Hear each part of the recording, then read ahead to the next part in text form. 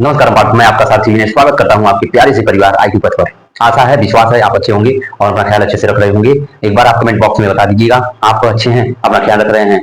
और आज हम लोग नए टॉपिक के साथ आगाज करेंगे इस क्लास का। आज हम लोग पढ़ेंगे अथर्ववेद। अथर्ववेद के साथ हम लोग उपनिषद भी पढ़ेंगे। उपनिषद के बाद हम लोग महाकाव्य भी पढ़ेंगे। महाकाव्य के बाद हम लोग एक थोड़ा सा जो है पुराण की तरफ भी जाएंगे। और फिर उसके बाद क्या करेंगे, हम लोग वैदिक काल को क्या करेंगे, खत्म करेंगे। और फिर उसके बाद उत्तर वैदिक काल पे हम लोग क्या कर देंगे, चढ़ाई कर देंगे। फिर उसके बाद उत्तर वैदिक काल को हम लोग धीरे से क्या करेंगे, खत्म करेंगे। आइए हम लोग बिना समय गवाए इस टॉपिक को शुरू करते हैं। वैदिक काल में हम लोग ऋग्वैदिक काल पढ़ रहा था। ऋग्वैदिक काल में हम लोग जो आप देखे हो कि हम लोगों ने ऋग्वेद, सामवेद, यजुर्वेद और फिर उसके बाद आज हम लोग पढ़ रहे हैं अथर्ववेद के बारे में। अथर्ववेद,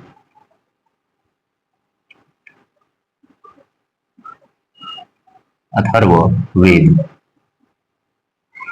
आज हम लोग किसके बारे में पढ़ रहे हैं, जिसका नाम है अथर्ववेद। अथर्ववेद, ठीक है, इसका नाम है अथर्ववेद। इसकी विशेषता है कि इसकी क्या क्या विशेषताएं हैं वो हम देख लेते हैं कि ये क्या है। ये मूल वेद नहीं है, इसे मूल वेद नहीं माना गया है। मूल वेद नहीं माना गया है, माना गया है। क्यों? क्योंकि ये वेद त्रयी का हिस्सा नहीं है। वेद त्रयी का हिस्सा नहीं है। ये वेद त्रयी का क्या है, हिस्सा नहीं है। इसको अथर्ववेद को हम लोग वेद त्रयी का हिस्सा नहीं मानते हैं, क्योंकि आप कोई भी वेद ऐसा नहीं सिखाता है आपको कि आप किसी की हानि कर दो। लेकिन ये वेद ऐसा वेद है जिसमें आप देखोगे काला जादू, जादू टोना, आप अंधविश्वास से भरा हुआ वेद है। ये अंधविश्वास से भरा हुआ वेद है, इसमें काला जादू होता है। तो इसीलिए इसको हम लोग वेद त्रयी का हिस्सा नहीं मानते हैं। हम नहीं मानते हैं, ये हमारे ऊपर नहीं है। हमारे जो वैदिक ऋषि जो थे वो लोग इसका क्या करते हैं, इसको नहीं मानते हैं वेद त्रयी का हिस्सा। ये कहते हैं कि ये वेद नहीं है, ठीक है। ये एक क्या है, इसमें कर्मकांड, इसमें जादू टोना, इसमें अंधविश्वास फैला हुआ है, इसीलिए इसको वेद त्रयी का हिस्सा नहीं मानते हैं। ये वेद है, लेकिन अब इस समय क्या हो रहा है, जादू टोना इसमें शुरू हो गया था, काले अंधविश्वास शुरू हो गया था। इसीलिए हम लोग क्या किए, इसको वेद त्रयी से निकाल दिए, ठीक है। ये संहिता का हिस्सा है लेकिन वेद त्रयी का हिस्सा नहीं है, ठीक है। वेद त्रयी में आप देखोगे कौन कौन से वेद आते हैं, तो ऋग्वेद आएगा, सामवेद आएगा और यजुर्वेद आपको देखने को मिलेगा, ठीक है। आगे बढ़ते हैं और आगे बढ़ के देखते हैं इसके बारे में और, ठीक है।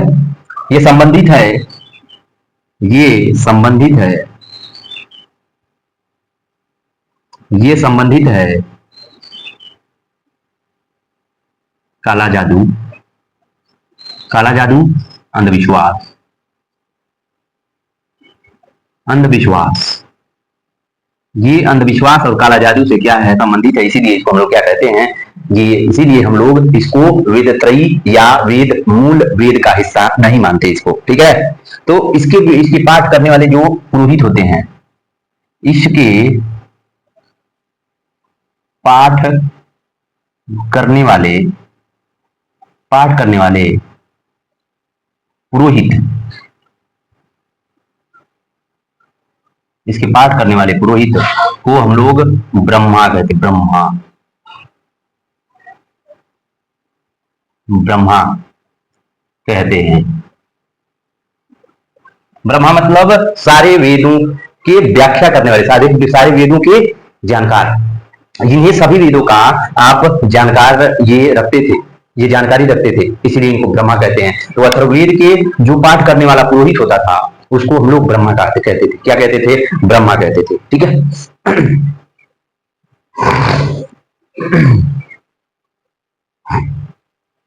आगे बढ़ते हैं। नेक्स्ट आपको क्या पता चलेगा इसमें, तो आप इसके बारे में और भी जान सकते हैं कि इसमें स्वयंवर का पहला साक्ष्य देखने को मिलता है। स्वयंवर का पहला साक्ष्य, स्वयंवर का पहला साक्ष्य आपको यही इसी अथर्ववेद में ही आपको देखने मिलता है, साक्ष्य देखने को मिलता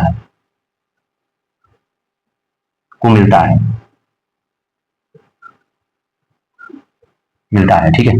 आगे बढ़ के ये देखते हैं इसमें और भी कुछ देखने मिल जाए हम लोगों को, ठीक है। फिर उसके बाद आगे बढ़ते हैं इसमें एक चीज और मिलती है, क्योंकि आप जब ऋग्वेद आप लोगों ने पढ़ा तो उसमें देखा कि औषधियों का आपको औषधियों के बारे में बताया गया था, और इसमें भी आपको औषधियों का ज्ञान देखने को मिलेगा। औषधियों का,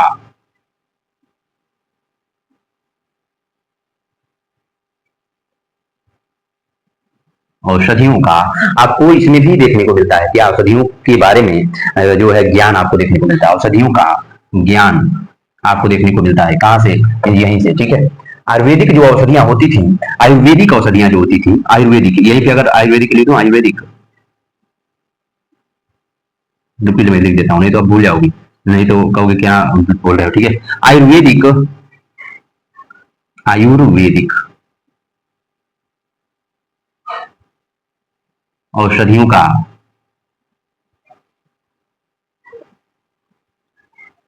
आयुर्वेदिक औषधियों का ज्ञान यहीं से मिलता है, जो है अथर्ववेद से आपको आयुर्वेदिक औषधियों का ज्ञान देखने को मिलता है। वास्तु शास्त्र का ज्ञान भी आपको मिलता है। वास्तु शास्त्र, वास्तु शास्त्र का ज्ञान भी आपको यहीं से मिलता है। वास्तु शास्त्र आप देख रहे हो, एस्ट्रोलॉजर आप देखते हो, ये तो जवाब आपका ना, वो जो बताते हैं आपको कि टेबल यहाँ पे रखो, कुछ इस डायरेक्शन में रखो, आप इस डायरेक्शन में सोया करो, इस डायरेक्शन में जो है आप जो सारी चीजें आप क्रियाक्रम किया करो, ऐसे किया करो, ऐसे मत सो, ऐसे, वो जो बताते हैं। पैदा होने का समय भी उनको पता है, मरने का भी उनको समय पता रहता है। तो ये जो आप एस्ट्रोलॉजर हैं, उस समय जो वास्तु शास्त्र हुआ करता था, जो इसमें जो है अथर्ववेद में देखने को मिलता है, तो वही है वास्तु शास्त्र, जो आज आपको एस्ट्रोलॉजर मिल रहे हैं, आपको ऑनलाइन सब कुछ बता रहे हैं।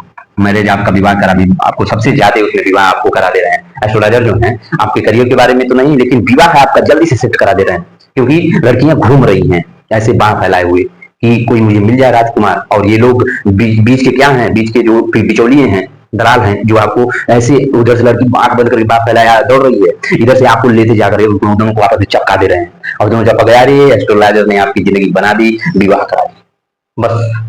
उनसे पूछो करियर कब बनेगा, तो वो कह रहे हैं कि आपके जीवन में संघर्ष है। तो आप बताओ कि किसके जीवन में संघर्ष नहीं, कल आप सक्सेस हो जाओगे। आप बताओ कल आप खुद सक्सेस हो जाओ, कुछ और नया बताओ यार, जो इसको पता ना हो, आप वही घिसी बातें बता रहे।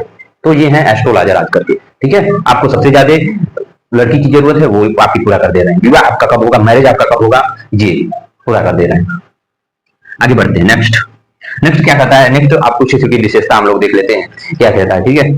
तो मैंने तो आपको बताया कि जादू, काला जादू, जैसे कि जादू टोना इसमें होता था ना, जादू टोना, जादू टोना, जादू टोना, ये सारी चीजें इसमें फैली हुई थी, ठीक है। तो इतना आपसे संबंधित ये है, जैसे कि तंत्र मंत्र भी इसमें कहा जाता था, तंत्र मंत्र, जादू टोना, तंत्र मंत्र, तंत्र मंत्र, मंत्र से ये संबंधित है, तंत्र मंत्र से ये क्या है, ये संबंधित है। जैसे ये वेद जो है ना, इससे क्या है, संबंधित है, और इन सभी की जानकारी आपको जादू टोना, तंत्र मंत्र, काला जादू, अंधविश्वास, इस सभी का जो आपको संबंधित आपको ज्ञान जो मिलेगा, तो ये अथर्ववेद में आपको देखने को मिलेगा, ठीक है। कि लड़की को जो है 10 दिन में कैसे अपने बस में करें, ये सारी चीजें, कि तो किसी को अपने जाल में कैसे फंसाएं, किसी को अपने ऐसे करें वैसे करें, आप देखो तमाम तरह के उसमें आपको मिलेगा।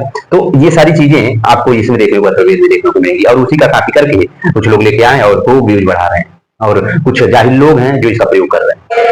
अरे कुछ और मांग लेते, कुछ और कर लो इसमें। आगे बढ़ते हैं कि सभा और समिति जो है, सभा, सभा और समिति जो थी, सभा और समिति, समिति जो थी, ये प्रजापति, प्रजापति राजा थे, ठीक है, राजा प्रजापति की दो पुत्रियां, दो पुत्रियां हुआ करती थी, दो पुत्रियां हुआ करती थी, जिनका नाम क्या था, एक था सभा, एक था समिति। तो सभा और समिति का उल्लेख दिया गया है किसमें, अथर्ववेद में, किसको, ये प्रजापति की, मतलब राजा की जो थी ना, ये पुत्री हुआ, पुत्री थी, सभा और समिति, ठीक है। फिर उसके बाद आगे बढ़ते हैं, और आगे बढ़कर के ये देखते हैं कि ब्राह्मण, फिर उसके बाद कौन आया, ये आपको ब्राह्मण वेद आ, ब्राह्मण वेद आ गए, ब्राह्मण वेद, ब्राह्मण वेद आ गए। ब्राह्मण वेद क्या होते थे, ये ब्राह्मण वेद क्या होते थे, ये जो होते थे ना, ये वेदों की व्याख्या के लिए, व्याख्या, व्याख्या करने के लिए लिए लाए गए। जो ब्रह्मा होता था ना, ब्रह्मा जो होता था ना, ये सभी वेदों का क्या होता था, जानकार। और यही सभी जो वेद जो अपुरोहित थे ना, उनकी जो संकलन करता, जो संकलित किए हुए थे उसमें, तो उसमें वो त्रुटियों को क्या करता है, ये जो ब्राह्मण वेद में आप देखोगे तो कुछ कुछ आपको, जो ऋग्वेद, सामवेद, यजुर्वेद, जो अथर्ववेद में कुछ कुछ ऐसी जो ऐसे शब्द होंगे जिनको आप देखोगे ब्राह्मण वेद में आकर के उनको क्या किया है, ये ब्रह्मा है, ये व्यक्ति जो था, ये चारों वेदों का जानकार था, और ये उनके उल्लेखन को क्या करता है, शुद्ध करता है। ये जो कहता है कि वो लोग त्रुटि किए हैं, उनकी त्रुटियों को हम क्या करेंगे, सही करेंगे। और इसीलिए क्या आया, और उनकी त्रुटियों को सही करने के लिए, उनकी व्याख्या सही से व्याख्या करने के लिए, ऋग्वेद, सामवेद, यजुर्वेद और अथर्ववेद की व्याख्या करने के लिए, सही से व्याख्या करने के लिए क्या आया, ब्राह्मण वेद का क्या किया, आविष्कार किया गया, ब्राह्मण वेद को लाया गया कि अब क्या करो, इन चारों वेदों को अब ब्राह्मण वेद में रखा जाए और इनका क्या करें, हम लोग सही से क्या करें, उल्लेख करें। तो आप देखोगे कि ऋग्वेद का अलग ब्राह्मण वेद हो, अगर ब्राह्मण वेद हो जाएगा, सामवेद का अलग ब्राह्मण वेद हो जाएगा, फिर उसके बाद जो यजुर्वेद का अलग ब्राह्मण वेद है, और फिर उसके बाद अथर्ववेद का अलग ब्राह्मण वेद है। अभी आप देखो आगे चलकर, ठीक है। तो फिर ब्राह्मण वेद जो है, ब्राह्मण वेद आया, तो ये व्याख्या, यज्ञ जो यज्ञ क्या, वेदों की व्याख्या करने के लिए यज्ञ की भी व्याख्या करता है, यज्ञ की भी क्या, यज्ञ की व्याख्या करने के लिए आया था, लाए गए, ठीक है। फिर नेक्स्ट आगे बढ़ते हैं, आगे इसमें कुछ और मिलता है, ठीक है। फिर उसके बाद हम लोग देखते हैं कि कौन कौन से वेद हैं, और फिर उसके बाद कौन कौन से जो वेद हैं और उनको ब्राह्मण वेद कौन कौन से हैं। जैसे कि ऋग्वेद का आप देखो, ऋग्वेद वेद, और फिर उसके बाद ब्राह्मण, ठीक है। ऋग्वेद, यहीं पे देखो, ऋग्वेद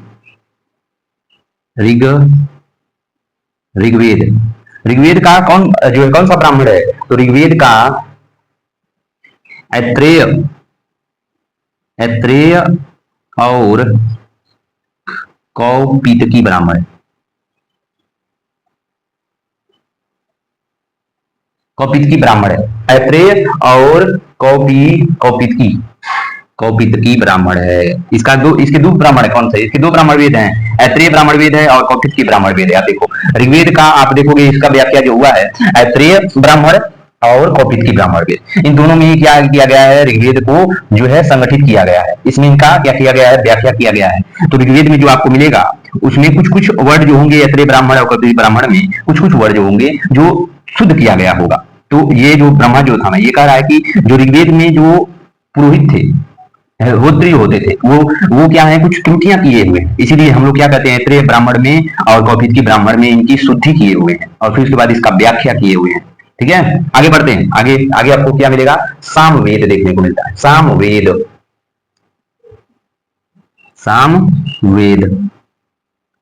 के कितने ब्राह्मण वेद हैं, सामवेद के 3 हैं, पंचविश हैं, छंदोग्य और जैमिनी, कितने हैं, 3 हैं। तो सामवेद की कितने ब्राह्मण वेद हैं, पंचविश है, छंदोग्य है या जैमिनी ब्राह्मण वेद है, ठीक है। फिर उसके बाद वेद और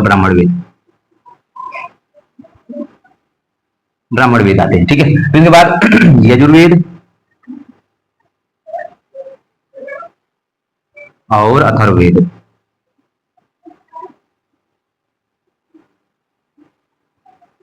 अथर्ववेद, ठीक है। तो यजुर्वेद और अथर्ववेद का कितने ब्राह्मण वेद हैं, यजुर्वेद और अथर्ववेद, यजुर्वेद के कितने हैं, यजुर्वेद के शतपथ हैं, शतपथ हैं, और फिर उसके बाद तैत्रीय ब्राह्मण है, तैत्रीय, और फिर उसके बाद अथर्ववेद के गोपथ हैं, गोपथ ब्राह्मण है। इन चारों का ब्राह्मण वेद जो है बनाया गया, ब्राह्मण वेद में इन लोगों को व्याख्या किया गया इन लोगों का, और उनके लिए जो देखो आप बनाया गया है कि ऋग्वेद का ब्राह्मण वेद कौन कौन है, ऐत्रेय और कौशिक की ब्राह्मण वेद है, सामवेद का पंचविश छंदोग्य जैमिनी ब्राह्मण वेद है, फिर उसके बाद यजुर्वेद का शतपथ और तैत्तिरीय ब्राह्मण वेद है, और फिर उसके बाद अथर्ववेद का गोपद है, गोपद ब्राह्मण वेद है। इसको जल्दी से आप नोट करिएगा, ठीक है। आगे बढ़ते हैं, इसको जल्दी से आप नोट करिए, आगे बढ़ते हैं। हटा देता हूं भैया, इसको जल्दी से आप नोट करिए, इसको जल्दी से नोट करिए। आगे बढ़ते, आगे बढ़ के हम लोग किस पे आ जाते हैं।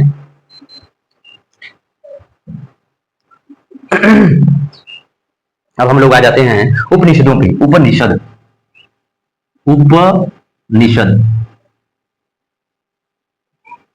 उपनिषद, उप मतलब और निषद, देखो तो उप मतलब होता है, यहीं पे आप उपनिषद के बारे में जानोगे तो उपनिषद का मतलब होता है उप मतलब होता है निकट, निकट, निकट, और निषद का मतलब होता है, निषद होता है गुरु, गुरु। इसका परिभाषा हो गया कि निकट, निकट, ठीक है। उपनिषद मतलब जो है, उपनिषद का मतलब ये होता है कि समीप होता है, उप मतलब निकट होता है या समीप हो जाएगा, या समीप होगा, समीप होगा, या निषद हो, निषद मतलब होता है गुरु। तो जो उपनिषद का आपको जो व्याकरण, जो आपको परिभाषा मिलेगी, तो ज्ञान के लिए गुरु के समीप आना, इसका जो परिभाषा ये हो जाता है। तो इसकी परिभाषा क्या बनेगी, ज्ञान के लिए गुरु के समीप आना है, ठीक है। गुरु के समीप आना ज्ञान के लिए, ये इसकी परिभाषा है। उपनिषद, उपनिषद की क्या है, ये है जो है परिभाषा है, ठीक है। ये इसे भारतीय दर्शन शास्त्र का प्राचीन वेद माना जाता है। प्राचीन, इसको भारतीय दर्शन शास्त्र का प्राचीन वेद या ग्रंथ माना जाता है, प्राचीन ग्रंथ, ग्रंथ माना जाता है, ग्रंथ माना जाता है। आपसे क्वेश्चन पूछेगा कि भारतीय दर्शन शास्त्र का सबसे प्राचीन ग्रंथ क्या है, तो आप बेझिझक कहिएगा उपनिषद। क्या है, उपनिषद है। तो कुल उपनिषदों की संख्या कितनी है, कुल उपनिषद कितने हैं, निषद, कुल उपनिषद कितने हैं, कुल उपनिषद कितने हैं, 108 है, 108 है। कुल उपनिषदों की संख्या कितनी है, 108 है, ठीक है। इसमें से आपको 12 जो मिलेंगे प्रमुख मिलेंगे, 12 क्यों हैं, प्रमुख हैं। 12 कौन है, 12 प्रमुख, 12 उसमें से कौन है, प्रमुख है, विशेष है 12, ठीक है। आगे बढ़ते हैं, आगे बढ़ते हैं, आगे बढ़ करके हम लोग ये लिखना शुरू करते हैं, ठीक है।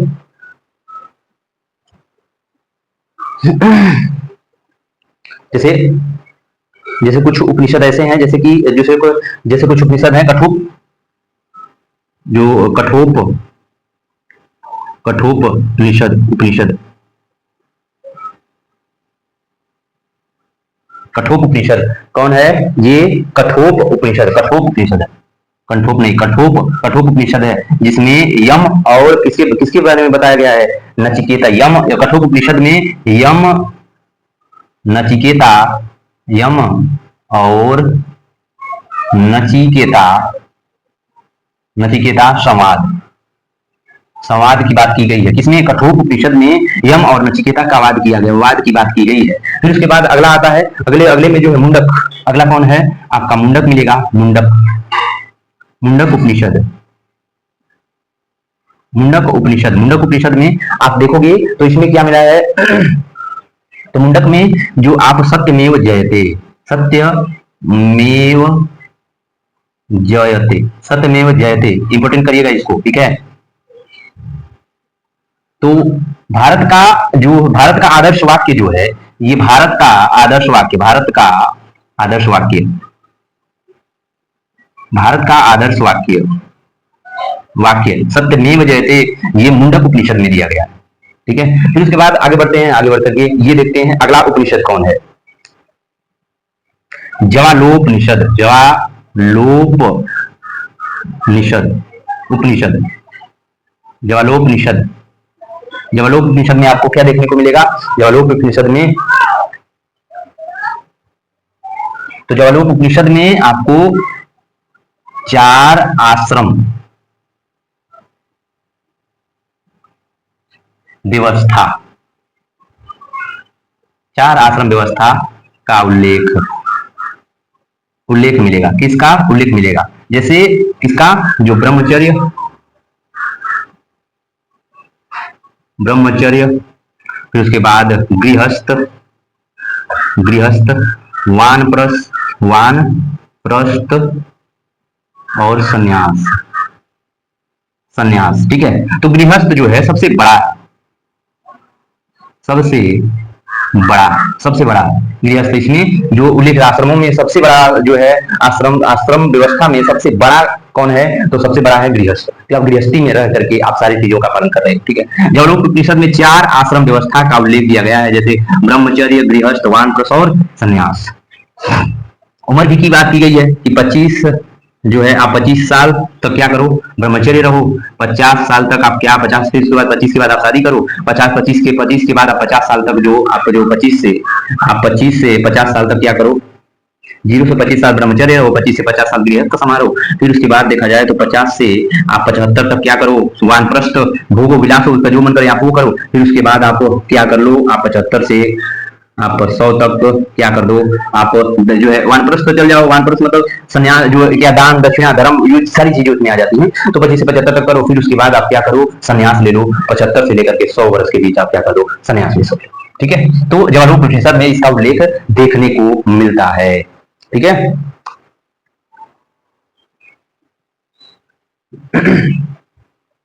फिर आगे बढ़ करके हम लोग फिर उसके बाद हम लोग आगे बढ़ते हैं। आगे बढ़ करके हम लोग एक दूसरे चीजों के बारे में देखेंगे। दूसरा चीज क्या है? पुराण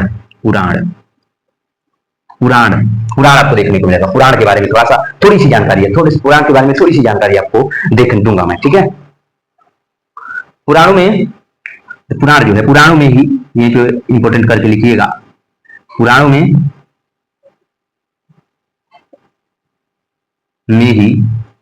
में ही जो है चारों युगों का वर्णन ये देखने को मिलता है। पुराणों में ही 4 युगों का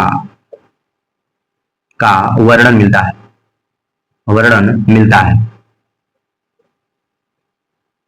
पुराणों में ही आपको चारों युगों का वर्णन मिलता है। जैसे सतयुग हो गया, आपका सतयुग, कलयुग, सतयुग है, फिर उसके बाद कौन मिलेगा? त्रेता है, द्वापर है,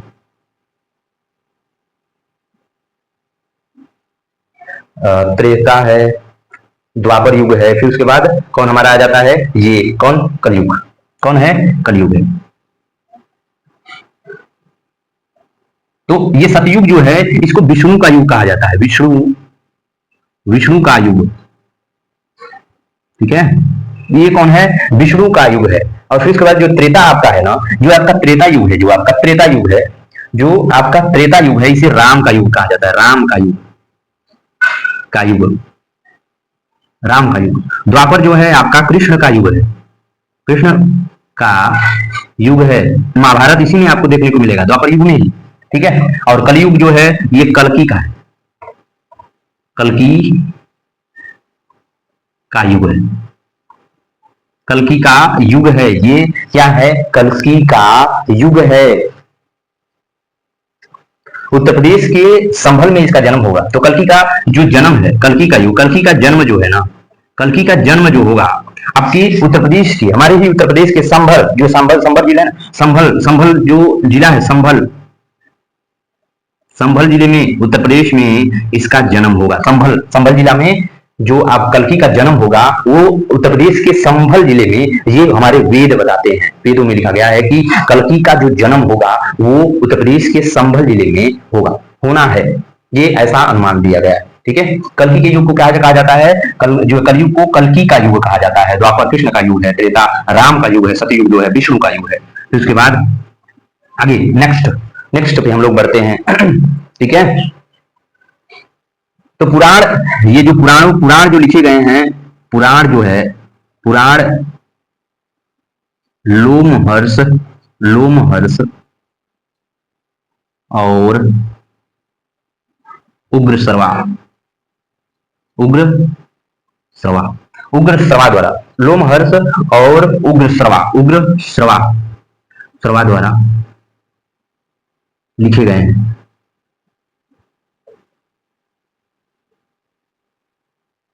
तो हमारे जो पुराण लिखे गए हैं, तो लोमहर्ष और उग्रश्रवा ये दो जो ऋषि थे, और इन्हीं दो ऋषियों के द्वारा जो हमारा ये पुराण है वो लिखा गया है। ठीक है, पौराणिक जो, फिर उसके बाद महत्वपूर्ण पुराण जो है, महत्वपूर्ण जो है पुराण कौन कौन है, तो महत्वपूर्ण जो है, महत्वपूर्ण पुराण, महत्वपूर्ण जो पुराण है वो देखो कौन कौन है। तो कुल इनसे जो है, कुल महत्वपूर्ण पुराण कौन है, मत्स्य पुराण है, मत्स्य पुराण, कौन, मत्स्य पुराण है जो आपको देखने को मिलेगा। फिर उसके बाद मत्स्य पुराण है, फिर वायु पुराण है, वायु पुराण है, फिर उसके बाद स्कंद पुराण है, स्कंद पुराण है, कौन, स्कंद पुराण है, स्कंद पुराण है। फिर उसके बाद स्कंद पुराण के बाद आप देखोगे तो जो है आपको महाभागवत देखने को मिलेगा, जो है मत्स्य पुराण, वायु पुराण, स्कंद पुराण, महाभागवत भागवत आप देखते हो 18 दिन का होता है। कुल पुराण कितने हैं, कुल पुराणों की संख्या जो है, कुल पुराणों की संख्या 18 है। 18 कितनी है, 18 है। और 18 में से कुछ महत्वपूर्ण पुराण ऐसे हैं जिसे मत्स्य पुराण कहा जाता है, वायु पुराण कहा जाता है, स्कंद पुराण या भागवत पुराण कहा जाता है इनको। ठीक है, महाभागवत पुराण है। इसको जल्दी से नोट करिए, हम आगे बढ़ते हैं। नोट करिए जल्दी से, नोट करो जल्दी नोट करो। एक बात हमेशा याद रखिएगा कि कोई दूसरा आपकी मदद कर देगा, मैं 100% की बात बता रहा हूं, कोई दूसरा जो होगा अनजान आपकी मदद कर देगा, लेकिन जो आपका खुद का मित्र होगा ना, चाहे खुद के जो आपके संबंधी होंगे, वो आपको सहयोग करने से कतराएंगे। आप देखिएगा, कोई भी आप चीज शुरू करना चाहते हो, शुरू करने जाओगे, तो आप देखोगे जैसे ही आप शुरू करोगे तो कुछ आपके ही होंगे जो आपको रिपोर्ट कर देंगे, कटाक्ष कर देंगे, आपके बारे में कुछ अनाप शनाप बोल देंगे। तो ऐसे लोगों से आप बच के रहिएगा। अपनों से तो आशा विश्वास मत रखिएगा, कोई अनजान होगा वो आपको सपोर्ट कर देगा, लेकिन आपके अपने कभी आपको सपोर्ट नहीं करेंगे। ठीक है, तो हम लोग पुराण पर देख लिए, फिर उसके बाद आ जाते हैं कौन, किसके, अरण्यक पे। देख टाइम हो गया था जी, 36 मिनट हो गए, 36 मिनट। ठीक है, आज हम लोग किसी भी कंडीशन में क्या करेंगे, इसको खत्म करेंगे। ठीक है, बकवास नहीं करेंगे। ठीक है, आगे नेक्स्ट में हम लोग कौन पढ़ेंगे, नेक्स्ट हम लोग पुराण देख लिए, और फिर उसके बाद उपनिषद भी देख लिए, और फिर उसके बाद कौन आ गया, अरण्यक, अरण्यक हो गए ना। अरण्यक में कौन, अरण्यक जो होता है, तो अरण्यक का अर्थ होता है, अरण्यक का अर्थ क्या होता है कि वन, अरण्यक का अर्थ होता है वन। इसकी रचना कहाँ हुई है, अरण्यक की रचना कहाँ हुई है, अरण्यक की रचना जंगल में हुई है, जंगल में हुई है। ठीक है, अरण्य की रचना कहाँ हुई है, जंगल में हुई है, अरण्य की रचना कहाँ हुई है, जंगल में हुई है। इसकी रचना जो है जंगल में हुई है। और फिर इसके बाद अगला नेक्स्ट कहते हैं कि रहस्यवाद पर लिखी गई पुस्तक, रहस्यवाद पर लिखी गई पुस्तक, रहस्यवाद पर ये लिखी गई किताब है, रहस्यवाद पर। कुल अरण्य की संख्या कितनी है इसमें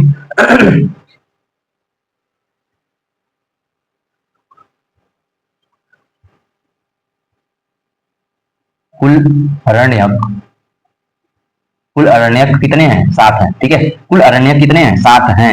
जैसे कि यहाँ पे वेद और अरण्यक,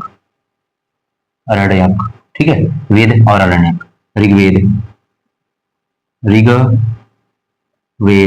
ऋग्वेद हो गया, फिर उसके बाद सामवेद हो गया, सामवेद हो गया, सामवेद के कितने अरण्य, फिर उसके बाद फिर यजुर्वेद हो गया,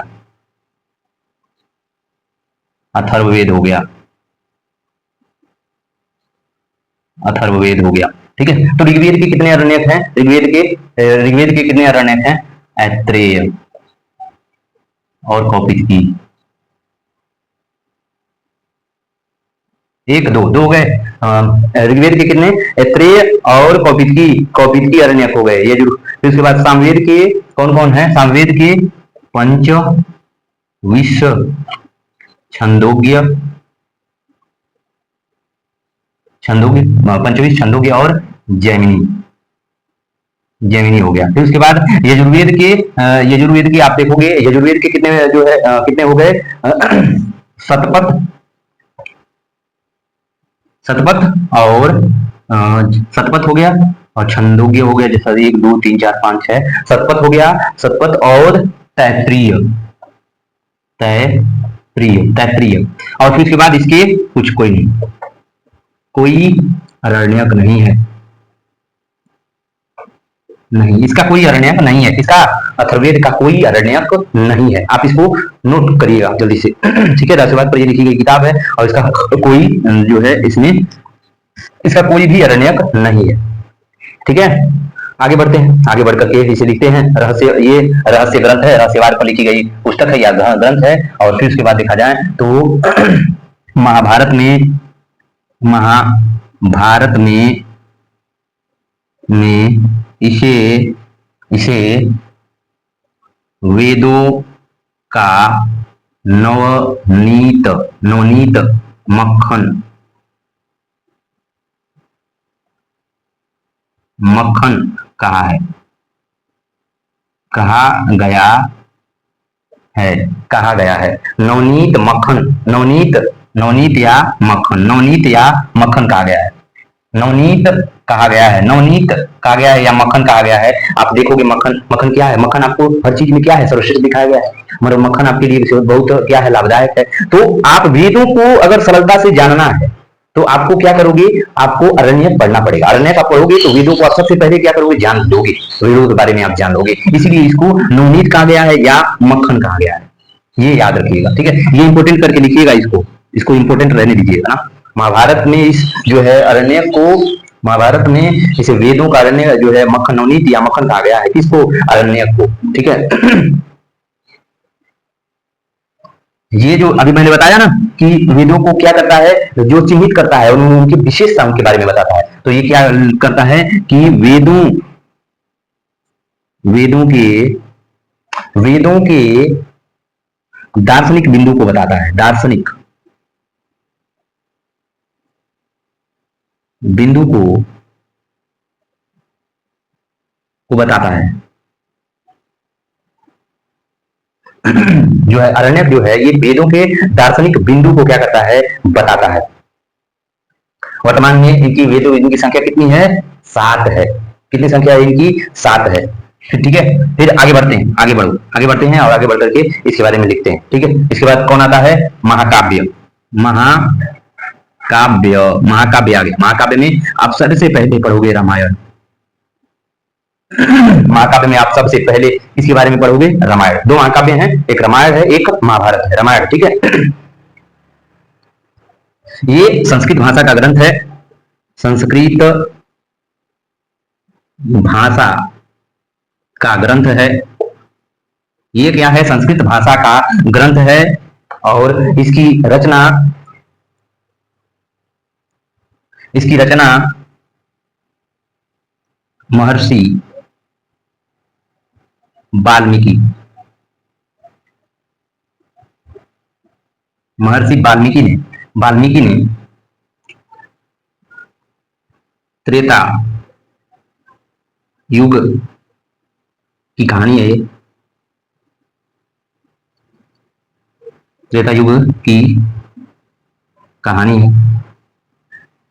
त्रेता युग की कहानी है और इसकी रचना कौन, महर्षि वाल्मीकि ने की थी। त्रेता युग की क्या है, ये रचना है, कहानी है ये। ठीक है, त्रेता युग की इसमें कहानी दी गई है और महर्षि वाल्मीकि ने इसकी रचना की है। किस भाषा में, संस्कृत भाषा में। जो है राम के भगवान राम के जीवन पे आधारित है। भगवान राम के जीवन पर, भगवान के राम के जीवन पर आधारित है, जीवन पर आधारित है, आधारित है। भगवान राम के जीवन पर क्या है? आधारित है। इसको जल्दी से नोट करिएगा, हम मिटाते हैं, ठीक है? जल्दी से नोट करो इसको, जल्दी से इसको नोट करो बस। भगवान के राम के जीवन पर आधारित है। और आजकल तो हमारे राम इतने प्रचलित हो गए हैं कि बस हम लोग क्या करते हैं, इनको मूर्तियों में स्थापित कर दिया। हम मूर्ति का विरोध नहीं करते, आप बैठाओ मूर्ति, जो भी आपकी आस्था है, लेकिन आप मूर्तियों को आप अपने हिसाब से रख सकते हो। जो राम के विचार थे, जो राम की प्रेरणाएं थी, जो राम के संस्कार थे, वो आप अपना लो। आप स्वयं राम से ऊपर उठ सकते हो, आप कोई और भगवान बन सकते हो। राम ने राम बना क्योंकि वो आचरण उनका था, त्याग किया, तपस्या की।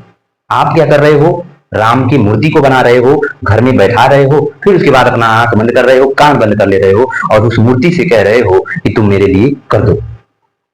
जो मूर्ति खुद चल नहीं पा रही, उसे आप उठा करके इस कोने से उस कोने, उस कोने से उस कोने आप कर रहे हो। उस मूर्ति से आप आशा कर रहे हो कि वो आपके जीवन को बदल दे। क्या आगे आप भ्रम में पड़े हुए हो बेमतलब की बातों पे। आगे बढ़ते हैं, ठीक है? 7 कांड, रामायण में कितने कांड? 7 कांड है। रामायण में 7 कांड की बात की गई है, की गई है। पहला पहला आप देखोगे तो पहला ही आपका कांड हो जाएगा बाल कांड। पहला कांड कौन है? बाल कांड। पहला कांड कौन? बाल कांड। अब ऐसे ही लिखते चले जाइएगा, पूछ सकता है आपसे, ठीक है? ये बाल कांड है, सबसे बड़ा कांड है, सबसे बड़ा कांड, सबसे बड़ा कांड। रामायण में सबसे बड़ा कांड कौन? बाल कांड। दूसरा दूसरा आपको मिलेगा, दूसरा अयोध्या कांड, अयोध्या, अयोध्या कांड। तीसरा कांड लिखते चलो नहीं तो भूल, कांड अयोध्या कांड, ठीक है? तीसरा आपको मिलेगा, तीसरा आपको कौन सा कांड मिलेगा देखने को? तीसरा अरण्य कांड, अरण्य कांड, अरण्य कांड। चौथा आपको मिलेगा किष्किंधा कांड, किष्किंधा, लाइन भग गई है, किष्किंधा, किष्किंधा कांड। और ये सबसे छोटा है, सबसे छोटा, सबसे छोटा कांड है कौन? किष्किंधा कांड। सबसे छोटा कांड कौन है? किष्किंधा कांड। फिर उसके बाद जो पांचवा आता है, पांचवा आपका कौन है? पांचवा, ये मैं लाइन से लिख रहा हूं, ऐसे पूछ सकता है। पांचवा आपका सुंदर कांड, सुंदर कांड। छठवां, छठवां आपको कौन सा कांड मिलेगा?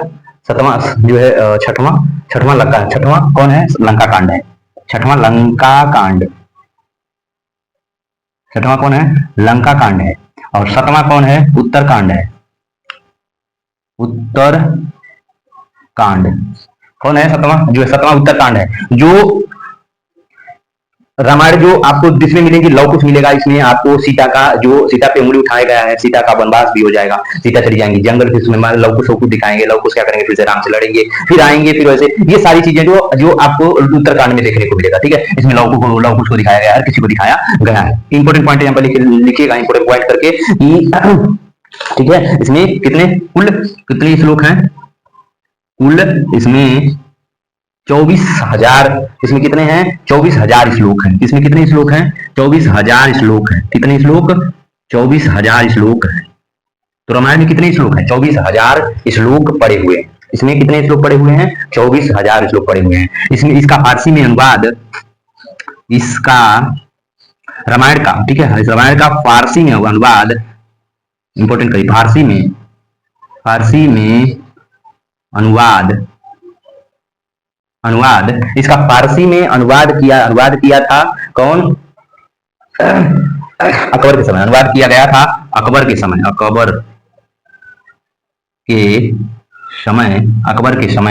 अकबर के समय इसका फारसी में अनुवाद अकबर के समय किया गया था। किसने किया था? किसने इसका जो किया था तो अब्दुल बदायूनी जो था, अब्दुल कादरी बदायूनी, अब्दुल कादरी बदायूनी ने अब्दुल कादरी बदायूनी ये अकबर का दरबारी विद्वान था। क्या नाम किया था ये अकबर का दरबारी विद्वान था। दरबारी विद्वान था किसका? अकबर का ये दरबारी विद्वान था। कौन? जो है अब्दुल कादरी बदायूनी। क्या नाम था इसका? अब्दुल कादरी बदायूनी था। फिर उसके बाद यहीं पे इसको सबसे छोटा छोटा क्या मिटाऊं मैं लूट। फिर उसके बाद यहाँ पे दूसरा आ जाता है महाभारत। महाभारत महाभारत ठीक है, महाभारत ग्रंथ आ जाता है यहाँ पे। ठीक है, विश्व का सबसे बड़ा ग्रंथ, विश्व का इंपोर्टेंट करके लिख लो बाबू, इंपोर्टेंट। ठीक है, विश्व का सबसे बड़ा ग्रंथ, सबसे बड़ा ग्रंथ, विश्व का सबसे बड़ा ग्रंथ। ठीक है, फिर आगे बढ़ते हैं। इसको लिखते हैं कि और क्या है, द्वापर युग की कहानी है। द्वापर, ये तो त्रेता की थी, द्वापर युग की कहानी है। इसमें कहानी दी गई है द्वापर युग की। क्या? इसमें भी द्वापर युग की क्या है? कहानी दी गई है। ठीक है, ये कृष्ण से संबंधित है। 18 भाग दिए गए हैं, कृष्ण से संबंधित है। 18 पर्व या भाग हैं इसमें। ठीक है, 18 पर्व या इसमें भाग दिए गए हैं। ठीक है, वेद व्यास ने इसकी रचना की है, रचना की है। फिर उसके बाद देखा जाए तो वेद व्यास ने इसकी क्या है? रचना की है। और इसे जय संहिता भी कहा जाता है। इसे जय संहिता भी कहते हैं, इसे जय संहिता भी कहते हैं। इसको कौन को? महाभारत को इसको जय संहिता भी कहा जाता है। ठीक है, और इसका भी जो है फारसी में अनुवाद